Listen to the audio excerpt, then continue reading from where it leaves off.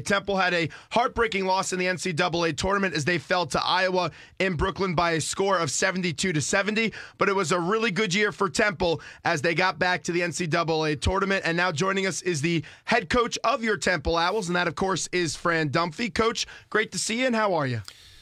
Much better now that I see you and Michael back. Yeah. Monday morning after an interesting weekend, wishing we had scored a couple more points, and we're still playing, and we wish we had an opportunity to play Villanova yesterday, to be honest with you. How long does it take to really just get over a loss like that? Because all year long, you guys work to get in that NCAA tournament, and then to just lose at the buzzer, it's definitely heartbreaking for the students, for the fans, and definitely your players as well. Yeah, I think for everybody, it's the Temple community is so much behind our basketball program. I thought the crowd was great on Friday, and it was similar that way to the Madison Square Garden last year in the semifinals of the NIT. So I think Temple really supports us when we do go to New York, and hopefully we can go back there in future times as well. But it takes a while. It takes a pretty long while, and really the best elixir for it is getting back in the gym with our guys. The returnees will give them basically this week to get their act back together again in school, and then we'll start with those 2 hours per week and just up until the middle of April when we have to shut that part of it down. But it takes that long. I have to commend you because most coaches, if they were to lose in that fashion, they would maybe be short in their postgame. But no matter win or lose, you always answer the questions. But what you did for that 11-year-old kid, the Sports Illustrated reporter, was just something really cool. And he asked you this question, so I'll just ask you it again so our listeners can hear it. How do you really remember this senior group? Because like you were saying to that reporter, the young reporter after the game, you spend so much time with these players, and it's tough then when the season's over. Now you won't see them, although you keep in contact with them for probably a few days. Well, we will see them up until their graduation, and then they'll come back over the summer and tell us what their plans are, whether they're have an opportunity to try out with an NBA team, to go overseas, to say, you know what, basketball is not what I want to do anymore. I want to get on with the rest of my life. I think the point of my answer to Max, that young 11-year-old guy, and it was hard for me to see him because the lights are so bright there. I didn't pick him up right away, but. He seemed to be a fine young man and asked a question very eloquently and really was interested in the answer. It seemed like he was sitting there with his mom. But I think the point I was trying to make to him is that the abruptness of the endings are just devastating for many of our guys today. Those four seniors, it's going to be 1 o'clock this afternoon, and they're going to, typically they were ready to go to the gym and get ready for the next game and whatnot, and now that's no longer there. And what do you do? Who do you talk to? What do you say?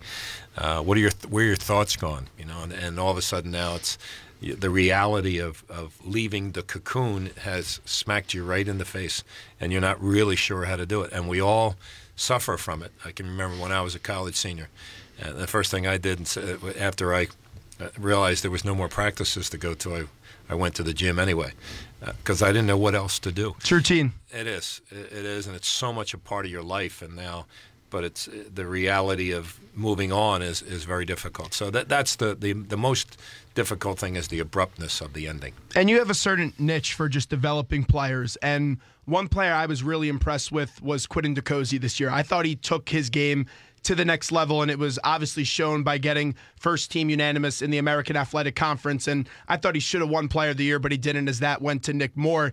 How did Q elevate his game in his senior season and play his best basketball? Well, I think he was probably more reliable than he had been ever in his career. I think he was pretty consistent as a scorer. I think he was better as a rebounder. I think he was willing as a passer. I think he did a lot of really good things for us, and the reality was when it came, we had so many close games this year. Most often, we went to him and said, go make a play. It wasn't anything tricky we were trying to do at end of games or end of possessions, but give it to Q, and because he is such a good playmaker and a good scorer, and I think he came through more often than not, and very proud of his senior year, certainly. We're talking to the Temple University men's basketball head coach, Fran Dunphy. And Coach, keeping it here with DeCozy, he has a huge spot in the end of regulation. He gets fouled on a three-point play. You guys are down 3 at that point.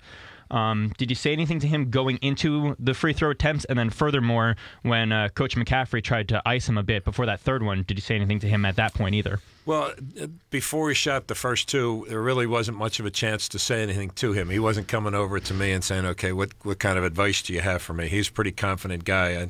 I thought he would step up and shoot those all 3 shots with great confidence, and obviously he did. But we did not talk before the first or second free throw. And then when Coach McCaffrey called the timeout, we got together, and as most coaches would, again, I'm not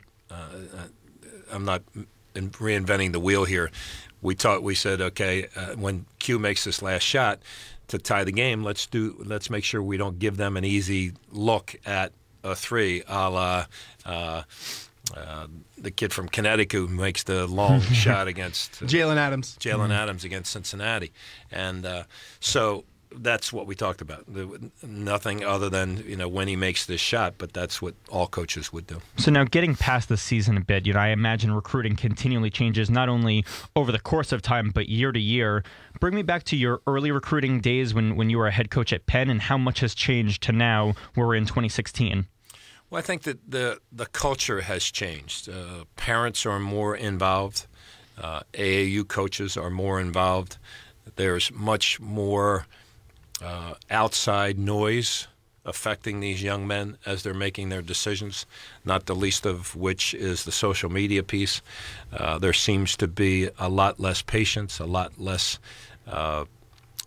stick-to-itiveness in many of the high school seniors, and then in some ways too, there's so many more people who change their mind and transfer after a year or 2 if things don't seem to be going their way. So recruiting has changed dramatically, and obviously you have to change with that. But we've done fairly well, and I feel good about our 3 kids that were freshmen this year, or 4 guys with Ion, and then the 3 guys that are going to come for us next year. So I'm looking forward to, I've mentioned this a number of times over the weekend, I'm disappointed that we're not playing Villanova on Sunday, but I'm really excited about getting back in the gym in another week to get our guys together, and let's see what we can do next year. And one of those 3 incoming guys is Damian Moore, and he has some height and versatility. He's listed at 6'10". What does he do for your team? Because this was a little bit of a smaller unit as a collective team, this Temple team. Does he add a special component that you think you might have missed in March? Well, he has size, and I don't know that size was a factor for us. Certainly, sitting on the bench, Ernest Fleckpy has got some good size, and Devontae Watson had good size. So I don't know that that's the size is not always the ingredient of being a terrific basketball player. Although I will say this, that I think Damian's going to be a very good basketball player for us. I think he adds a number of different components, to include rebounding, to include having an inside game that I think he'll be able to score, and the thing that we're always after is the competitive piece. Do you have to win versus just wanting to win? I think the mediocre guys want to. The guys that really are going to carry you and get you back to an NCAA tournament opportunity are the ones that have to win. We're here with Fran Dunphy, who joins us right now for a few more minutes in the WHIP studios.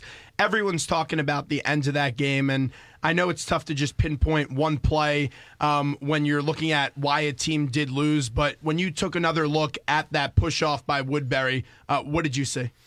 Well, first of all, I'm going to comment on your other thought of it doesn't come down to the last play. I counted on my ride back home, and I watched the film on Friday night. I counted at least a dozen opportunities. If we do this rather than that, we're not in that situation.